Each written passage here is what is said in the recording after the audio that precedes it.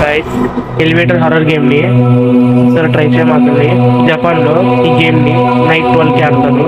ముందుగా ఒక 10 ఫ్లోర్స్ ఉన్న బిల్డింగ్ ని సెలెక్ట్ చేసుకుంటారు. లిఫ్ట్ లోకి వెళ్తారు. లిఫ్ట్ లోకి వెళ్ళిన తర్వాత అక్కడ నెంబర్స్ ఉంటాయి కదా, ఫస్ట్ 4th ఫ్లోర్కి వెళ్ళాలి, తర్వాత 2nd ఫ్లోర్కి వెళ్ళాలి, తర్వాత 6th ఫ్లోర్కి వెళ్ళాలి, తర్వాత మళ్ళీ 2nd ఫ్లోర్ కావాలి, తర్వాత మళ్ళీ 10th ఫ్లోర్కి వెళ్ళాలి, నెక్స్ట్ 5th ఫ్లోర్ నొక్కాలి.